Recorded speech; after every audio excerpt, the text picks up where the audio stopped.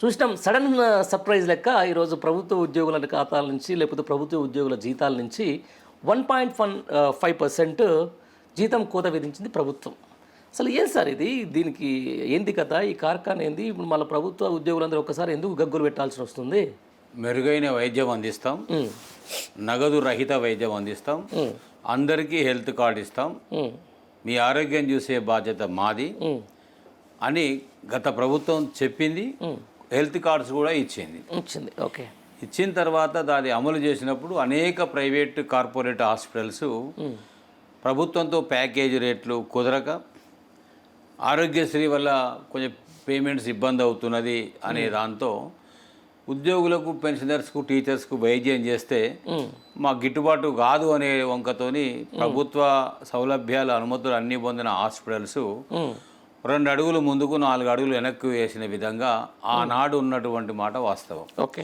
Health కార్డ్స్కు శ్రీకారం చుట్టిందే TRS ప్రభుత్వం, గత ముఖ్యమంత్రి కేసీఆర్ గారు. ఓకే.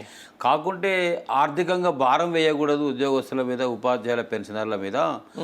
వీళ్ళ అందరి ఆరోగ్యం చూడాల్సింది ప్రభుత్వ బాధ్యత కదా, పాలకుని నేనే కదా, చూడాలి కదా అనేటువంటి ప్రయత్నం చేసిన మాట 100% కరెక్ట్. ఓకే.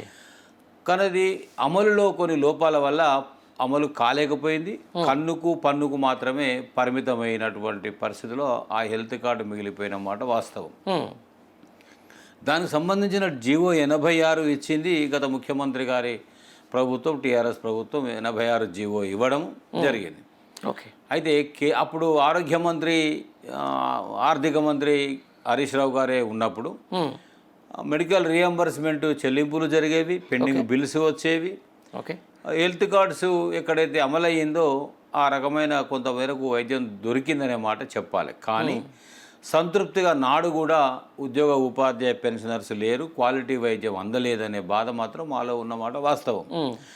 దానికి కొనసాగింపుగా ఇప్పుడు ఉన్నటువంటి జేఏసీలో ఉన్నటువంటి 4 అనేక ఉపాధ్యాయ, ఉద్యోగ, పెన్షనర్ సంఘాల వేదికతో 206 సంఘాలతో వేదిక ఏర్పరచుకున్నామనే దాంతో ముఖ్యమంత్రి గారితో 3 దఫాలుగా జరిగిన మీటింగుల్లో ప్రభుత్వం తరఫున 3 కమిటీలు వేసి అనేక చర్చలు చేస్తే ఆ చర్చల్లో ప్రధానంగా పెట్టింది ఏంటంటే, రిటైర్మెంట్ వాళ్ళు చచ్చిపోతూ ఉన్నారు, వాళ్ళకి పేమెంట్ చేయండి, వాళ్ళకు డబ్బులు ఆపద్దు, అనేక రకాల గోసలు పడుతూ ఉన్నారు, చనిపోతూ ఉన్నారు, రోగాలకు చికిత్సకు డబ్బులు కూడా లేకుండా పోయినాయి, ఇటు మాకు హెల్త్ కార్డు లేదు, అటు రియంబర్స్మెంట్ మెడికల్ చెల్లింపులు కూడా జరగట్లేదు, పోనీ డబ్బులు పెట్టి ఖర్చు పెట్టుకుందామంటే మా రిటైర్డ్ వాళ్ళకి డబ్బులు కూడా ఇవ్వడం లేదు, ఇది అన్యాయం కదనేటువంటి మాట మా సంఘాల నాయకులు చెప్పడం జరిగింది. ఓకే. ఆ క్రమంలో ముఖ్యమంత్రి గారు ఏమన్నాడంటే, ఆయన ఏమనుకున్నాడు మరి, నేనేముందలా చేసేది, గత ప్రభుత్వమే 86 జీవో ఇచ్చింది, నేనేదో మామ అనిపిస్తే అయిపోయా అని అనుకున్నాడు. అందులో లేకుంటే ఈ వంకతోని ఉపాధ్యాయ, ఉద్యోగ, పెన్షనర్స్కు చక్కగా చేయొచ్చు, చెవులు విండొచ్చు, కోత పెట్టచ్చు, వసూలు చేయొచ్చు అని అనుకున్నాడో తెలియదు. కానీ ఆ 86 జీవో గత ప్రభుత్వం ఇచ్చిన దాన్ని రెఫరెన్స్లో పెట్టి ఒక కొత్త జీవో ఇవ్వడము, కొత్త జీవో ఇస్తూ దాంట్లో 1.5% కోత ఉద్యోగ, ఉపాధ్యాయ, పెన్షనర్స్ నుంచి ప్రభుత్వం మీ వేతనాల్లో, పెన్షన్లో కోత కోసుకుంటాము, మేము మినహాయించుకుంటాము అనే దాంతో ఆ ఉత్తర్వులు ఇవ్వడం జరిగింది. నేను ఇక సూటిగా అడుగుతున్నా, రేవంత్ రెడ్డి గారు మెయ్య జాగిరా, ఉద్యోగులు కట్ చేయమని అడిగినరా, ఉపాధ్యాయులు కట్ చేయమని అడిగినరా, పెన్షనర్స్గా మేము ఒప్పుకున్నామా? 300 ఆర్టికల్ ప్రకారము మా ఆస్తులు, మా జీతం, మా భత్యం, మా వేతనాలు మా హక్కే కదా. ఈ కనీసమైన పరిజ్ఞానం లేదా? రాజ్యాంగం చదువుకున్నావా? ఆర్టికల్స్ చూసుకున్నావా? ఎన్ని ఆర్టికల్స్ ఉంటాయో తెలుసా? ఎన్ని షెడ్యూల్స్ ఉంటాయో తెలుసా? ఎన్ని ప్రాథమిక హక్కులు ఉంటాయో తెలుసా? కనీసం చూనేడు చూసినావా? చూడకపోతే తెలిసిన వాళ్ళతో మాట్లాడినావా? పెట్టకుండా మా వేతన భత్యాలు, పెన్షన్ కోత వేసే అధికారం నీకు ఎవడిచ్చిండు అని అడుగుతున్నా. మా జేఏసీ నాయకులు చెప్పిండ్రా మీరు కోత వేయండి, కోత వేసి కానీ చెవులు వింటే మా వాళ్ళందరూ చక్కగా అవుతారని వాళ్ళు చెప్పిండ్రా? లేక మీరే అనుకున్నారా వీళ్ళు చెవులు వినాలి, మాటికోసారి 5 డిఏలు అడుగుతారు, మాటికోసారి వీళ్ళు పిఆర్సీ అడుగుతున్నారు, మాటికోసారి రిటైర్డ్ వాళ్ళకు ఉద్యోగం లేకుండా వెళ్ళిపోయారు, వాళ్ళకి పైసలు ఇచ్చేది నా ఇష్టం, డబ్బులు ఏమని గడుకోసారి అడుగుతున్నారు, వీళ్ళందరూ చక్కగా చేయాలంటే బిడ్డ మీకు ఇవ్వకపోగా వచ్చే దాంట్లో కోతేస్తా, చెవులు విండుతా కానీ మీకు నొయ్యకుండా విండుతాను అనుకున్నావా? ఏమనుకున్నావు అసలు నీ ఉద్దేశము? ఎంత విషయం, ఎంత దారుణం తెలుసా పండరి గారు? 1వ తారీఖు నాడు నేను ఊళ్ళో ఉన్నా, రిటైర్ అయ్యి ఉన్నా, సంఘాల బాధ్యతల్లో ఉన్నటువంటి నాయకులు ఉన్నారు. మరి వాళ్ళందరూ దొరికినరా దొరకలేదా, ఫోన్లు ఎత్తినరా ఎత్తలేదా తెలియదు. అనేక మంది. నేను ఒక ఫంక్షన్కి ఒక ప్రోగ్రామ్కి పోతే అక్కడ మనశ్శాంతి లేదు. 5 నిమిషాలకు పోను, 2 నిమిషాలకు పోను వస్తుంది. అన్నా నా వేతనం రాలే, అన్నా నా పెన్షన్ రాలే, నా వేతనం రాలే. ఇక సాయంత్రం 5 అయింది, 6 అయింది, 7 అయింది, 8 అయింది, 10 అయింది, మా వేతనాలు రాలేదు. అంటే చివరికి తెలిసింది ఏంటంటే 1.5% కోత వేయడానికి, ఇదంతా కొయ్యడానికి కూడా సాఫ్ట్వేర్ సిద్ధం చేసుకోలే. అచ్చా, అంటే ఉద్యోగులు, ఉపాధ్యాయులు, పెన్షనర్స్ చెవులు విండిన నొప్పి అవుతుంది అంటారా? లేక మంచిగానే ఉంది సార్, నువ్వు మంచిగా విండుతున్నావు, మా చెవులు నొప్పి తెలియకుండా విండుతున్నావు. గత ముఖ్యమంత్రి ముట్టుకోకముందే మాకు నొప్పి లేచేది, నువ్వు పిండుతున్నా కూడా నొప్పి తెలుస్తలేదని అంటున్నావా? మరి ఎట్లనో కానీ మొత్తం మీద లేట్ అయింది, సాఫ్ట్వేర్ సిద్ధంగా లేనందువల్ల ఆ పని జరగలే. అప్పటికప్పుడు మళ్ళీ సిఎస్ రామకృష్ణారావు గారు సాఫ్ట్వేర్ మీరు రెడీ చేయకపోవడం ఏందని చిందులేస్తే ఆ సాఫ్ట్వేర్ రెడీ చేసి 1.5% బేసిక్ పేలో, బేసిక్ పెన్షన్లో కోత వేసిండ్రు. ఫర్ ఎగ్జాంపుల్ నేను రిటైర్ అయినా, నా బేసిక్ పెన్షన్ 66,000. 66,000లో 1.5% అంటే సుమారుగా 1,000 రూపాయల చిల్లర. ₹1,00,000 బేసిక్ పే పెన్షన్ ఉన్నాయని 1,500 కట్ అయింది. ఇట్లా మా కట్ అయిన డబ్బులన్నీ కూడా మీరు హెల్త్ కార్డు జీవో ఇచ్చినాడు, ఇస్తామని చెప్పేనాడే ముఖ్యమంత్రి మీద నమ్మకం లేక, ఎందుకు నమ్మకం లేదు సార్ అని మీరు అడగచ్చు. ముఖ్యమంత్రి కదా, ఆయన నమ్మకపోతే ఎట్లా సార్ అని. మా రిటైర్డ్ డబ్బులన్నీ 12-13 కోట్లు అన్నీ కూడా డైవర్ట్ చేసుకొని వాడుకున్నావు కదా, రూపాయి ఇవ్వకుండా ఆగం చేసినావు కదా. చచ్చడోళ్ళు చచ్చిరు, బతకడోళ్ళు బతికిరు, రోగాల బారిన పడుతూ పడ్డారు, అనేక రకాల ఇబ్బందులు పడ్డారు కదా. మరి వాళ్ళ కష్టాలని మేము కళ్ళతో చూసి నువ్వు మా కోత వేసి 500-600 కోట్ల రూపాయలు 1% ఎత్తిన 600 కోట్లు అండి. 1.5 అంటే 1% ఎత్తిన 600 కోట్లు. 1.5% అంటే దగ్గర 700-800 కోట్ల జమ అవుతాయి. 1% అంటే 600 చేయాలంటే 1.5 కాబట్టి 9 చేయాలి. దాని విధి విధానాలు ఏంటంటే మా డబ్బులు జమ కావడానికంటే కొయ్యడానికంటే ముందే మీ ప్రభుత్వం మీద నమ్మకం లేదు, విశ్వాసం లేదు. మీ ప్రభుత్వం మ్యాచ్ గ్రాంట్గా మీరు విడుదల చేసే డబ్బులు ఏవైతే ఉన్నాయో మీరు కూడా అంతే డబ్బులు ముందుగా 1 వారం ముందే మీరు జమ చేయండి. దేంట్లో? ఆ ట్రస్ట్లో, ఎంప్లాయీస్ హెల్త్ స్కీమ్ ఏదైతే ట్రస్ట్ ఆధ్వర్యంలో జరుగుతుందని అన్నారో ఆ ట్రస్ట్లో మీరు జమ చేయండి. మీ డబ్బులు జమైనాయి అని తెలిసిన తర్వాతనే మేము డబ్బులు ఇస్తాము తప్ప, లేదంటే మా డబ్బులు ముందు కనుక మీ చేతిలో పని కోతేస్తే మీరు ఇచ్చేటివి ఇయ్యరు, జమ చేసేటి చెయ్యరు. చివరికి మా డబ్బులు కూడా అక్కడ ఉంటాయనే నమ్మకం లేదు మాకు. ఇవి కూడా మీరు ఎత్తుకుపోయేటువంటి అవకాశం ఉంటుంది. మాకు ఏది మిగలకుండా చేస్తున్నారు, ఇవి కూడా మా డబ్బులు ఉండవు, నా అటు కాకుండా పోతాం, నా ఇటు కాకుండా పోతాం అనే అపనమ్మకాన్ని అనేక సార్లు వ్యక్తం చేసినాం. సరే, ఇది ఒక చాలా చిన్న ఇంటరప్ట్ మీకు. ఇప్పుడు ఏ గవర్నమెంట్ ఎంప్లాయీకి అయినా కూడా వాళ్ళకు ఒక మెడికల్కి సంబంధించిన దాంట్లో ఏమైనా బోర్డు ఏమైనా ఏర్పాటు చేస్తారా?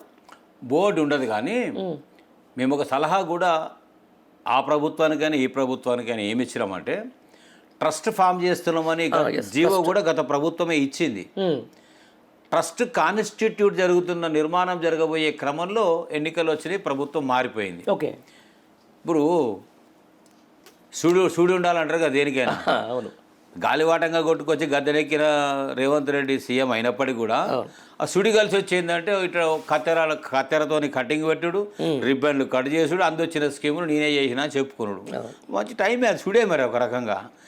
ఆయన ఏం చేసిందంటే ఇంట్లో ట్రస్ట్ ప్రభుత్వమే ఫామ్ చేస్తానది గత ప్రభుత్వం, జీవో వాళ్ళే ఇచ్చిండ్రు. ఇక మనం ఆ ట్రస్ట్లో మేమేం చెప్పినాము, మా ఉద్యోగ ఉపాధ్యాయ పెన్షనర్ సంఘాల నుంచి ఒక 10 మందిని తీసుకోండి, 10 మంది సీనియర్ ఐఏఎస్లను పెట్టండి, ఈ ట్రస్ట్కు చైర్మన్ సిఎస్ని పెట్టండి, 3 నెలలకు ఒకసారి రివ్యూ మీటింగ్ జరపండి. వీటన్నింటికంటే ముందు మాకు ఎట్లా చికిత్స చేస్తారో, ఏ హాస్పిటల్లో చేస్తారో, ఏ ప్రైవేట్లో చేస్తారో, ఏ కార్పొరేట్లో చేస్తారో ముందు హాస్పిటల్స్తో ప్రభుత్వం మీటింగ్ పెట్టండి, మమ్మల్ని కూడా ఇన్వైట్ చేయండి. ఎన్ని ఆసుపత్రులు ముందుకు వస్తాయి, ఎందరూ ఈ ప్రభుత్వాన్ని నమ్మి, ఈ ట్రస్ట్ను నమ్మి గౌరవప్రదమైనటువంటి ఒక నగదు రహిత వైద్యాన్ని మాకు అందిస్తారో, మేము హాస్పిటల్స్ చూసిన తర్వాత, ఆ లిస్టు ఫైనల్ అయిన తర్వాత, ఎన్ని హాస్పిటల్స్ వస్తాయో చూసిన తర్వాత, అందులో ఏ చికిత్సలు దొరుకుతాయో చూసిన తర్వాత, మేము సమ్మతం తెలిపిన తర్వాత మేము ప్రీమియం చెల్లించడానికి వెనుకకు పోవడం లేదు. దానికంటే ముందు ఇవన్నీ జరగాలే కదా అన్నాం. ఇందులో ఏం లేవు పండర్ గారు, ఇప్పటికి హెల్త్ కార్డు రాలే, హెల్త్ కార్డు చూడలే. ఓకే. ట్రస్ట్ ఫామ్ చేస్తామన్నారు, అది పూర్తి స్థాయిలో నిర్మాణం జరగలే. ఓకే. హాస్పిటల్స్ చర్చలు జరగలే. హాస్పిటల్స్ చాలా హాస్పిటల్స్ చేతులు ఎత్తేసినాయి. అంటే ఎన్ని హాస్పిటల్స్ వస్తే లిస్ట్ ఫైనల్ చేయలేదు. ఎన్ని రకాల జబ్బులకు అందులో చికిత్స ఉంటుందో ఫైనల్ చేయలేదు. ఇవన్నీ ఏవి జరగకుండా ఆగమేఘాల మీద, హడావిడి మీద 1వ తారీఖు రావాల్సిన మా పెన్షనర్స్ వేతనాల మీద నీ చేతిలో పని అని నువ్వు కట్ చేస్తావా? నీకు విషయం తెలుసా రేవంత్ రెడ్డి గారు? అదే ఆర్టికల్ రాజ్యాంగం లోపల 23 ప్రకారము మాకు చెప్పకుండా మా వేతనాల్లో కోత పెడితే ఒక నేరస్తుడిగా కేసు బుక్ చేసే అవకాశం ఉంది మాకు. అంత సీరియస్ యాక్షన్ తీసుకోవచ్చు ఈ ప్రభుత్వం మీద. కనీసం ఆ సోయి, ఆ స్పృహ ఉందా? అడిగేటోళ్ళని అడిగినవేమన్నా? ఎంత పెద్ద ఫైనాన్షియల్ క్రైమ్ అంటే ఇది. అన్ని 100 కోట్లు ఉద్యోగ ఉపాధి పెన్షనర్స్ నుంచి ఏకపక్షంగా కోతబెట్టి ప్రభుత్వం మినహాయించుకోవడం అనేది ప్రజాస్వామ్యబద్ధంగా, రాజ్యాంగబద్ధంగా ఒక స్వార్థపూరితమైనటువంటి నేరము. అవును సార్. ఇప్పుడు ఆ కట్ అయిన నిధి ఎక్కడ ఉంటుంది ఇప్పుడు? అది మీరు అన్నట్టుగా 600 కోట్లు, 700 కోట్లు ఇప్పుడు ప్రభుత్వ ఉద్యోగుల నుంచి కట్ చేసిన 1.5 ఏదైతే పర్సంటేజ్ ఆఫ్ ఫండ్ ఏ డిపార్ట్మెంట్లో ఉంటుంది? అది దానికి ఎక్కడ చేస్తారు దాన్ని? ఇప్పుడు మేము కూడా వెతుక్కునేది అదే. అంటే మంచి క్వశ్చన్ అడిగారు మీరు. అదేంది? మేము వెతుక్కునేది అదే. ఎందుకంటే ట్రస్ట్ ఫామ్ కాలేదు, ట్రస్ట్కు అకౌంట్ ఓపెన్ కాలేదు, ఆ ట్రస్ట్లో జమ కాలేదు. మినహాయించిన డబ్బులు ఎవరి ఖాతాల్లో ఉన్నాయో తెలియని పరిస్థితి. ఎవరికైనా ట్యాక్స్ ఇట్లా ఇదేదో రియల్ ఎస్టేట్లో RR ట్యాక్స్ లెక్క మరి మీ గవర్నమెంట్ ఎంప్లాయీస్కి సంబంధించిన దాని మీద ఏమైనా ఉందా? విచిత్రమైనటువంటి పరిస్థితిలో మా అన్ని కట్ అయినాయి. ఆ డబ్బులు ఎవరి దగ్గర ఉన్నాయి? ఇక విచిత్రమైన ఇంకొక మంచి గమ్మత్ విషయం చెప్తాం మీకు. కట్ చేసేదాకా కట్ చేయమని చెప్పిర్రా మా నాయకులు? చెప్పలేదా? లేకుంటే వాళ్ళకు తెలియకుండా కూడా కట్ చేస్తామన్నారా? మొత్తం మీద మాత్రం అత్యుత్సాహం ఎక్కువై 1.5% కట్ అయింది. కట్ అయినాక ఇప్పుడు అంటున్నారు మా వాళ్ళంతా సావు కబురు సల్లగా చెప్తున్నట్టు. మేమందరం కూడా ఎదురుదాడి చేసిన తర్వాత, మేమందరం కూడా ప్రశ్నించిన తర్వాత మొదటి ముద్దా ఎవరు? మా నాయకులే కదా. వాళ్లకు ముద్దా ఎవరన్నా ఉంటే రేవంత్ రెడ్డి గారు, ఆయన ప్రభుత్వ పాలకులు. ఈ దాడి తట్టుకోలేక, ఒత్తిడి తట్టుకోలేక, మహాప్రభు మీకు దండం పెడతాం, కట్ చేసిన పైసలు మాకు జమ చేయమని మళ్ళీ అడుక్కునే పరిస్థితి. అరే నీ కాలు మొక్తా, నీ బాంచనని గతిపట్టించిండ్రు ఉద్యోగ ఉపాధి పెన్షనర్స్ని. నిజంగా చెప్పండి, గుండె మీద చేసుకొని నాయకులను అడుగుతున్నా. టీఆర్ఎస్ కేసీఆర్ పరిపాలనలో 9.5 సంవత్సరాల్లో నీ బాంచని, నీ కాలు మొక్తని బానిస బతికిరమా? లేదు. అరే కేసీఆర్ గారు మీటింగ్ పెడితే అదే మీటింగ్లో దేశంలోనే అత్యంత నిన్న మీట్ ద ప్రెస్లో BRS party working president KTR అన్నమాట, దేశంలోనే ఎక్కడ ఇవ్వనంత ఫిట్మెంటే కదా, ఐ థింక్ 43% మీద అయితే నాకు కొంచెం గుర్తులేదు. అట్లాంటి ఇచ్చిన తర్వాత కూడా ఈ ప్రభుత్వం వచ్చిన తర్వాత మొన్న రీసెంట్గా ఏదో జరిగితే కూడా రేవంత్ రెడ్డికి పాలాభిషేకాలు చేస్తూ ఉన్నాయి మరి ఉద్యోగ సంఘాలు. ఇదేం కథ? ఇప్పుడు ఎట్లుంటుందంటే తిన్నోడు తినిపాయ, దొరికినన్ను దొరకబుచ్చుకొని కొట్టే అన్నట్టుంది కథ. మొదటి పిఆర్సీ రాష్ట్రం వచ్చింది, సంసారం తెలియదు, సంగతి తెలియదు, ఆదాయం తెలియదు, ఖర్చు తెలియదు, అందరం కలిసి గట్టిగా కొట్లాడినాం కాబట్టి తెలంగాణ రాష్ట్రం వచ్చింది. దాంట్లో నా ఉద్యోగులు ఉన్నారు, దాంట్లో నా ఉపాధ్యాయులు ఉన్నారు, దాంట్లో నా పెన్షనర్స్ ఉన్నారు, దాంట్లో నా నిరుద్యోగులు ఉన్నారు, దాంట్లో విద్యార్థులు ఉన్నారు, అందరు ఉన్నారు అనేటువంటిది కేసీఆర్ గారు గమనించి మనకు పెద్దపీట వేసిండు కదా. ఇవాళ మా టీచర్లు, ఉద్యోగులు అందరిని అడుగుతున్నా నేను, మనకు పెద్దపీట వేయలేదా? మన కడుపు నిండా పిఆర్సీ ఇవ్వలేదా? 43% ఫిట్మెంట్తో పిఆర్సీ ఇచ్చిండు కదా. అది మరి ఏ ప్రభుత్వాలు ఎప్పుడన్నా ఇచ్చినాయి అంత పిఆర్సీ? మనం పొందిన సందర్భం ఉందా? మళ్ళీ వెంటనే 2018లో ఎన్నికలు జరగగానే 19లో వెంటనే మనకు మళ్ళీ 30% ఫిట్మెంట్తో పిఆర్సీ ఇచ్చిండు కదా. అంటే 2 పిఆర్సీలు. మొన్న కూడా ఎన్నికల ముందు పోయే ముందు 5% ఇంటరిమ్ రిలీఫ్ అని ఇచ్చిండు. అంటే నేను మళ్ళీ అధికారంలోకి వస్తే 100కు 100% రావాల్సినటువంటి అవకాశం ఉండే, చేతులారా చెడగొట్టుకొని తినే దాంట్లో మన్ను పోసుకొని, తెలియకనేమో ప్రజలు, రైతులు, సబ్బండ వర్గాలు బాధపడుతున్నాయి. మేము చదువుకున్నాం, మేము గొప్పోళ్ళం, మాకు మెదడు చాలా గొప్పగా ఉన్నది, ఆలోచన గొప్పగా చేస్తాం, విశ్లేషణ బాగా చేయగలుగుతాం, సమాజాన్ని కింది నుంచి మీద వరకు చాలా అధ్యయనం చేస్తాం, చూస్తామనే ఈ మేధావులకు, చదువుకున్న వారికి, ఉద్యోగులకు, ఉపాధ్యాయులకు, పెన్షనర్స్కు మరి ఏమి వింత ఆలోచన వచ్చిందో, ఎందుకంత వికారం పుట్టిందో, తినే కూట్లో అందే డబ్బులో మన్ను పోసుకున్నట్టే కదా. అవును. అంటే కేసీఆర్ గారు మొత్తం ఇచ్చింది 9.5 సంవత్సరాల కాలంలో. మళ్ళీ చెప్తున్న లెక్క 43% మొదటి ఫిట్మెంట్, రెండవది 30% ఫిట్మెంట్, 73, 5% ఫిట్మెంట్ అయ్యారు మొన్న 78%. 78. కేసీఆర్ గారు ఒక మాట అన్నాడండి, నాకు ఇంకా గుర్తుంది. తెలంగాణ రాష్ట్రంలో 100% మీ వేతనాలు నేను డబుల్ చేస్తా అన్నాడు, ఇచ్చిండు. మళ్ళీ కనుక ఇప్పుడు గెలిచి ఉంటే 100% ఆ 22% భర్తీ అయ్యేది, 100% మాకు వచ్చేది. రైట్, అది జరిగింది. కొత్త గవర్నమెంట్ వచ్చింది. నాకు ఇంకొక డౌట్ ఉంది భుజంగారావు గారు. ఒకటి, ఇప్పుడు ఈ నెల కట్ అయ్యింది సరే, ఎక్కడ ఉందో మీకే తెలియదు అంటున్నారు. నెక్స్ట్ మంత్ కట్ అవుతుంది కదా, ఇప్పుడు ఆల్మోస్ట్ ఇది సెకండ్, ఇది జూన్లో కూడా కట్ అవుతుంది. అప్పటికన్నా ఒక క్లారిటీ వచ్చే అవకాశం ఉందా మీ దానికి? ఇక్కడ ఇందాక మాట్లాడిన దాంట్లో కొనసాగింపుగా 2 మాటలు చెప్పాలి. 78% ఇచ్చింది కేసీఆర్ గారు అయితే, రేవంత్ రెడ్డి గారు మార్పు పేరుతో కాంగ్రెస్ కావాలి, మార్పు రావాలి, కాంగ్రెస్ వచ్చింది, మార్పు జరిగింది. మొదటి మీటింగ్లోనే అసెంబ్లీలో రేవంత్ రెడ్డి మాట్లాడిన రోతకూతలు పిచ్చి మాటలు ఏంటంటే, డబ్బులు ఎక్కువయ్యి ఖజానా ఖాళీ చేయడానికి ఉద్యోగ ఉపాధ్యాయ పెన్షనర్స్కు 78% ఇస్తాడే ఎవడన్నా, 43% ఫిట్మెంట్ ఇస్తాడే, 30% ఫిట్మెంట్ చేస్తాడే, 5% చేస్తాడే, 78% మన ఖజానా దోషిపెట్టిండు ఉద్యోగులకు అన్నాడు. ఆ మాటలు ఉద్యోగ ఉపాధ్యాయ పెన్షనర్స్ చెవులలో వినబడలేదా? ఆత్మగౌరవం మనకు లేదా? సిగ్గుశరం మనకు లేదా? ఆత్మాభిమానం మనకు లేదా? రేవంత్ రెడ్డి జేబులో నుంచి ఇచ్చిండా? మరి అదే కేసీఆర్ గారు చట్టసభలో ఎమ్మెల్యేలు అయ్యేనాటికి తెలంగాణ రాష్ట్రంలో ఎంత వేతనం ఉండేనండి? 90,000 రూపాయల వేతనం ఉండే ఎమ్మెల్యేలకు. మరి దాన్ని కూడా ఎంత గొప్పగా చేసిండు, 2 లక్షల పైచిలకు వేతనం చేసిండు కదా.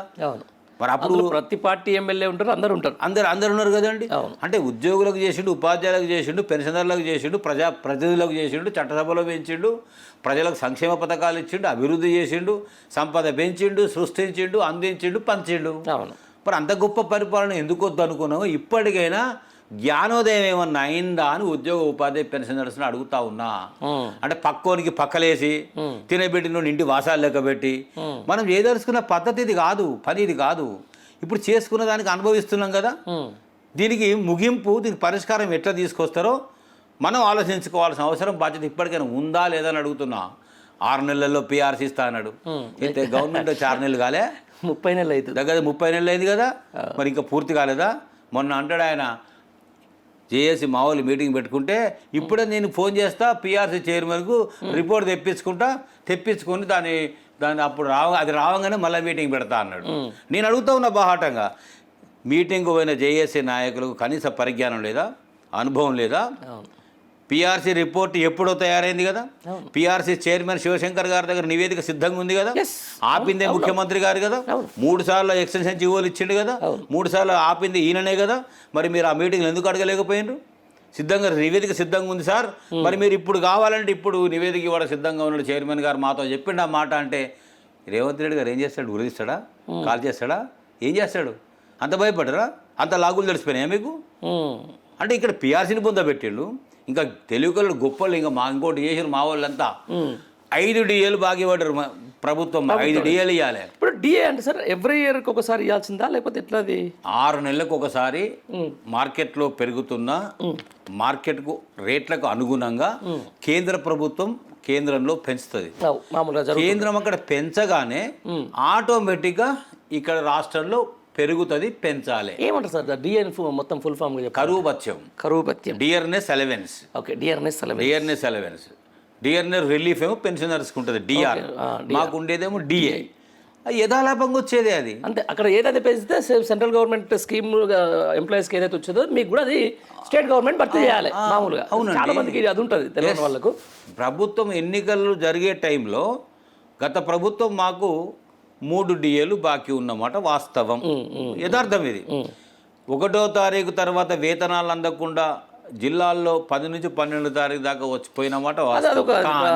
కానీ ఒకసారి గుర్తు చేసుకోవాలి, మా వాళ్ళంతా తర్వాత భారం ఎక్కువ గుర్తు చేసుకోవాలి. కరోనా రాకముందు వరకు 1వ తారీఖు వేతనాలు వచ్చినాయా లేవా? 1వ తారీఖు వేతనాలు అందుకున్న వాళ్ళు దాంట్లో అవుట్ సోర్సింగ్ ఉన్నారు, కాంట్రాక్ట్ వాళ్ళు ఉన్నారు, అంగన్వాడీ ఉన్నారు, ఆశా వర్కర్స్ ఉన్నారు, ఆర్టిజన్స్ ఉన్నారు, రెగ్యులర్ ఉపాధ్యాయులు ఉన్నారు, ఉద్యోగులు ఉన్నారు, పెన్షనర్స్ ఉన్నారు, అధికారులు అందరు ఉన్నారు కదా. అందరూ 1వ తారీఖు వేతనాలు అందుకున్నాం కదా. కరోనా వచ్చిన తర్వాత ఆర్థిక పరిస్థితి దెబ్బతిని కొంచెం కింద మీద అయిపోయి ఆపేనాక ఊళ్ళల్లో సర్దుబాటు చేసి మనకు 10 నుంచి 12 తారీఖు వరకు వేతనాలు ఇచ్చినమాట 100% వాస్తవం. కానీ హైదరాబాద్ చుట్టుముట్టుపక్కల 40 కిలోమీటర్ల రేడియస్లో పరిధిలో ఉండేటువంటి డిపార్ట్మెంట్స్ ఉద్యోగులు అధికారులు టీచర్లు అందరికీ కూడా పెన్షనర్స్ 1వ తారీఖు ఆ రోజు కూడా వచ్చినాయి కదా. మరి ఇందులో ఉన్న వాళ్ళంతా ఏమైంది? అక్కడ వరకు 1వ తారీఖు జీతాలు ఇచ్చిన ప్రభుత్వాన్ని ఎట్లా మర్చిపోయినాం? 78% ఫిట్మెంట్ వేతనాల్లో పెంచినటువంటి ప్రభుత్వాన్ని ఎట్లా మర్చిపోయినాం? ఏమి ఇయ్యలేదు, ఏం తక్కువ చేసిండు అని అడుగుతున్నాను నేను. ఇప్పటికైనా ఇప్పుడు ప్రభుత్వం మీద ఇప్పుడు రేవంత్ రెడ్డి మీద కోపం లేదు, ఇంకొకరి మీద ప్రేమ లేదు.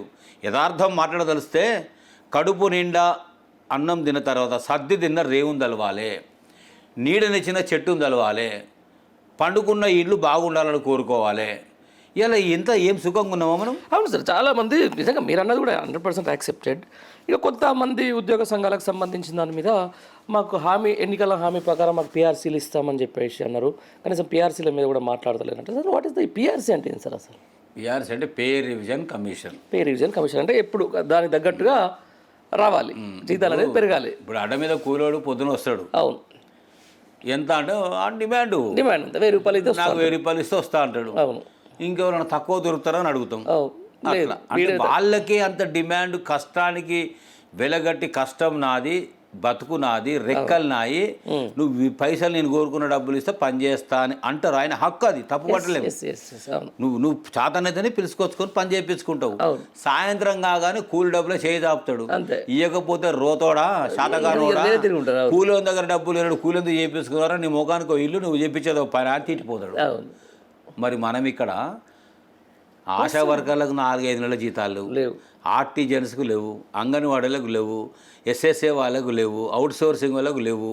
ఇంతమందిని అన్యాయం చేస్తున్నాం కదా. ఇప్పుడు సెక్రటేరియట్లో ఈరోజు వాళ్ళు ధర్నాగా దిగుతున్నారు. ఎస్, ఇంతమందిని అన్యాయం చేస్తున్నాం కదా. కడుపు నిండా మనము ఒక నెల వెనక ముందే సాఫ్ట్వేర్ సిద్ధంగా లేకపోతే కోతలేసి హెల్త్ కార్డ్స్ పేరుతో ఆగితేనే నా జీతము నా పెన్షన్ అని మొత్తుకున్నాం కదా. మరి వాళ్ళ అందరి బతుకులే కదండి, వాళ్ళు చేసేది శ్రమే కదా, వ్యవస్థ నమ్ముకుని పని చేస్తున్నాం కదా. మరి వాళ్ళందరి కడుపులు కొట్టలేదండి గత ప్రభుత్వము. వాళ్ళందరి కడుపు నిండా టైంకి ఇచ్చింది. ఇవాళ 1వ తారీఖు వేతనాలు ఇస్తున్నాం, ఇదే మహాభాగ్యం.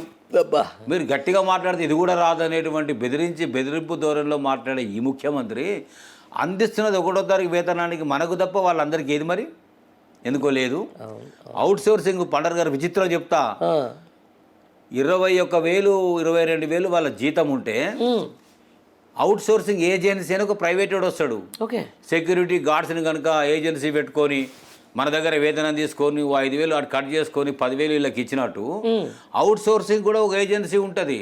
వాస్తవం కదా, ఏజెన్సీ నుంచి అవుట్ సోర్సింగ్ తీసుకుంటారు కదా. వాళ్ళకు మొన్న ఒక అతను చెప్తున్నాడు, మెడికల్ డిపార్ట్మెంట్లో పనిచేసే అతను, నేను పాలకుర్తి విష్ణువుకి పోయించిన మొన్న బస్సులో ఒక మెడికల్ అతను ఎక్కిండు.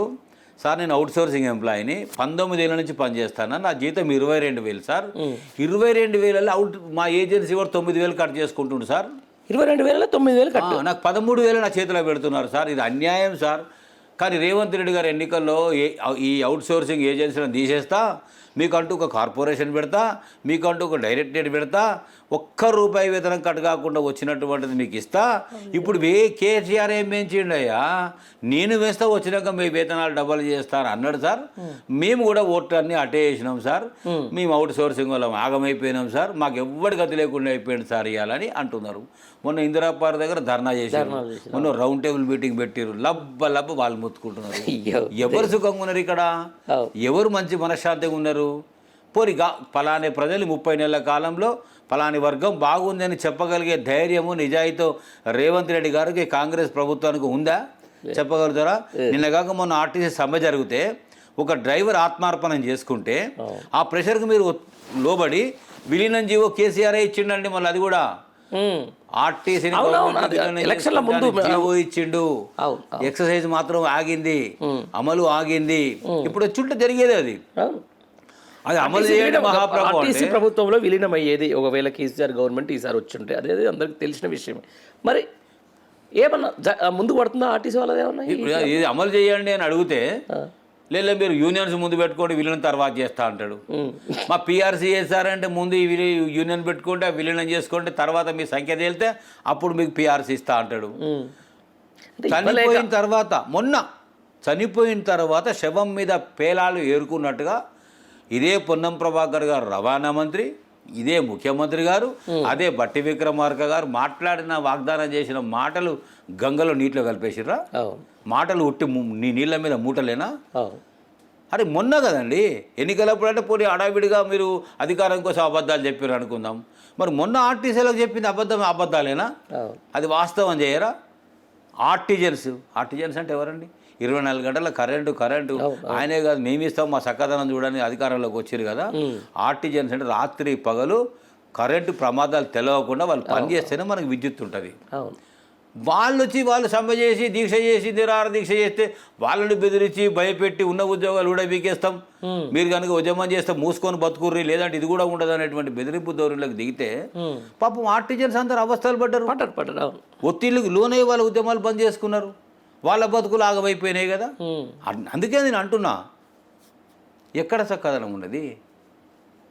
ఫైనల్గా ఒకటి చెప్తున్నా పండరి గారు, కార్డు లేకుండా హాస్పిటల్స్ ఫైనల్ కాకుండా మాకున్న జబ్బులు ఎన్నిటికీ చికిత్స చేశారో చెప్పకుండా మా ఇంట్లో ఒక భర్త భార్య 2 ఎంప్లాయీస్ అయితే ఫ్యామిలీ అంటే అర్థమైందండి మొత్తం. మరి ఎంతమంది ఈ కాంగ్రెస్ పాలకులకు ఈడుందో అరికాలలోకి వెళ్ళిపోయింది, ఆడ కూడా లేదో అర్థం కాదు. ఇది తెలవాలి ఒకసారి చెప్పండి. కరెక్ట్. ఫ్యామిలీ అంటే నాకు తెలిసిన ప్రకారం అమ్మ నాన్న. ఫ్యామిలీ అంటే ఈ కాంగ్రెస్ ముఖ్యమంత్రికి పాలకులకు నిర్వచనం అర్థమైందో లేదో నన్ను అడగారు, మీరు చెప్తా ఫ్యామిలీ అంటే ఏందో చెప్పండి.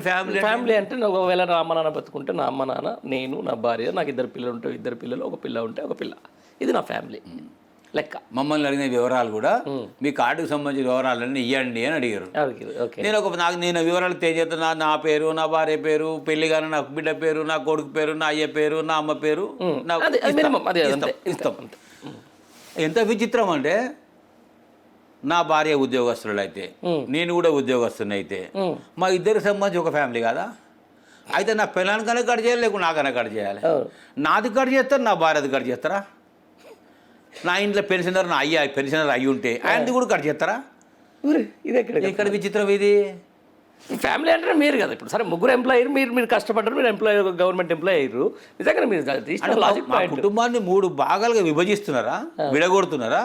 ఇప్పుడు విడాకులు తీసుకోవాలి, నా భార్య నాతో తీసుకోవాలి, నేను నా భార్యతో విడాకులు తీసుకోవాలి. మా అయ్య మా దగ్గర ఉండకుండా 1 ఎకరం 2 ఎకరాలు 3 ఎకరాలు పెన్షన్ పట్టుకొని ఆయన బయటికి పోవాలి. ఇది ఎక్కడ విచిత్రం అండి? మళ్ళీ ఆయన అంటాడు రేవంత్ రెడ్డి, మీరు కనుక అయ్యమ్మను మంచిగా చూడకపోతే పెట్టకపోతే మీ వేతనాల 15% కట్ చేస్తా అంటాడు. నువ్వు అన్ని కట్ చేసుడేనా? నువ్వు ఇచ్చేది ఏం లేదా? కటింగ్ మాస్టర్ అయిపోయింది, మొత్తం కటింగ్ మాస్టర్ అయిపోయింది ఆయన. మేము నేను అడిగినామా రేవంత్ రెడ్డి గారు మీ అయ్యకు పెట్టినావా, మీ అమ్మకు పెట్టినావా అని మేము అడిగితేమా? నీది కట్ చేస్తాను మా దగ్గర ఏది లేదని అనుకుంటున్నావా? ఎందుకు లేదు? 2 ఏళ్ళ తర్వాత నీ మొత్తాన్ని నీ వైర్ సర్వీస్ వైర్ మొత్తం కట్ చేసేది మా చేతుల్లో ఉంది కదా. చెప్తాం రేపు ఉత్త కూర్చోం కదా, ఊరు తిరుగుతాం. ఊరు తిరిగి ఇక చాలు మనం కానీ కటింగ్ల ప్రభుత్వానికి మనం కూడా కట్ చేయాలి, ఇక ఓటేసిన కాడ చాలు, మనం తెచ్చిన ఎత్తున పెట్టుకున్న కాడ చాలు, ఈ మార్పు చాలు, ఈ కాంగ్రెస్ చాలు, చక్కదనం చాలు, చాలా అయ్యా నీ కాంగ్రెస్ పాలన పటేలా ఇంటికని వెళ్ళగొడతాం కదా. మా చేతిలో లేదనుకుంటున్నావా? 2 ఏళ్లలో మా చేతికే వస్తుంది మొత్తం. అప్పుడేం ఉత్తగ కూర్చోం, పూర్తి స్థాయిలో మా బాధ్యత నిర్వర్తిస్తాం. అని ఎంత అన్యాయం అండి. ఆ తండ్రిది పెన్షన్ కార్డు చేస్తారు, భార్యది కార్డు చేస్తారు, భర్తది కార్డు చేస్తారు, ముగ్గురిది కలిసి ఒకటే కుటుంబం ఉంటుంది.